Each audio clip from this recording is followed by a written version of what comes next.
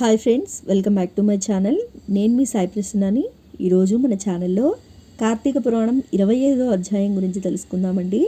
అంతకంటే ముందుగా మన ఛానల్ని ఎవరైనా ఫస్ట్ టైం చూస్తున్నట్లయితే ప్లీజ్ సబ్స్క్రైబ్ చేసుకోండి. ఓం కార్తీక దామోదరాయ నమః. ఇది శ్రీ స్కాంద పురాణాంతర్గత కార్తీక మహత్యమందలి 25వ అధ్యాయ ప్రారంభ. దుర్వాస శాపం.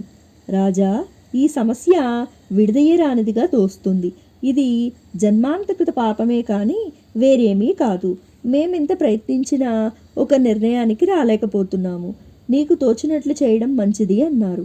ఆ పండితుల మాటలు విన్న అంబరీషుడు వారితో, ఓ ద్విజోత్తములారా, విష్ణుభక్తిని విడిచిపెట్టకుంటే బ్రాహ్మణ శాపం ఎక్కువ కాదు. కేవలం మంచినీటిని తీసుకొని పారాయణ చేస్తాను.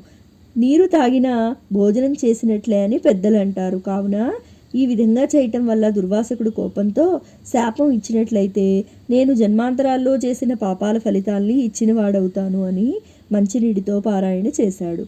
ఇంతలో దుర్వాసుడు వచ్చి కోపంతో కర్కశంగా, ఓ రాజా, నీకు అతిథి అయిన నన్ను ఏల విడిచి పారాయణ చేశావు.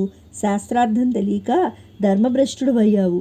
అతిథికి అర్ఘ్యం ఇవ్వకుండా ముందు భుజించిన వారు అమేచం పురుగు వలె మలభక్షుడవుతారు. అతిథి నిమిత్తం వండిన అన్నాన్ని తిన్నవారు పాపాలు అనుభవిస్తారు. నన్ను అవమానించిన వాడవు. విష్ణుభక్తుడు ఎట్లా అవుతావు? విష్ణుభక్తుడైన వాడు బ్రాహ్మణులను ఎప్పుడూ అవమానించడు. నీలో బ్రాహ్మణ భక్తి లేదు, విష్ణుభక్తి లేదు. నీవు ధర్మభ్రష్టుడు అనే వేషం వేసుకొని ధర్మాలను పాడు చేశావు. పాపాత్ముడవు. నీవు పుణ్యాత్ముల వంశంలో ఎలా పుట్టావు అని అన్నారు. అప్పుడు అంబరీషుడు భయంతో అతనికి నమస్కారం చేస్తూ, ఓ మునీంద్ర, నేను పాపాత్ముడును. నిన్ను శరణు వేడుకొనుచున్నాను. నన్ను కాపాడు. జ్ఞానం లేని వాడిని. నీవు జ్ఞానవంతుడవు. పాపపు టడుగుల్లో పడిన మా వంటి వారిని కాపాడవలసిన ధర్మం మీది కాబట్టి కాపాడమని మరీ మరీ ప్రార్థించాడు. దుర్వాసుడు ఏమాత్రం జాలి దయా చూపక తమ ఎడమకాలితో తన్ని శాపం ఇవ్వడానికి పూనుకొని, నీవు చేపవు, తాబేలువు, పందివి, వికృతారూపుడవు, మరగుజ్జువు, కసాయి పనులు చేసే బ్రాహ్మణుడవు, జ్ఞానం లేని క్షత్రియుడవు, దురాచార పారాయణుడవు, రాజ్యార్హత లేని రాజువు, సకల జనులచే నిందింపబడు పాషాండ మార్గాన పోవు వాడవు, క్రూరుడవు అయిన దయలేక బ్రాహ్మణులను చంపే బ్రాహ్మణుడవు అని 10 జన్మలు ఎత్తుతావని శాపం ఇచ్చారు.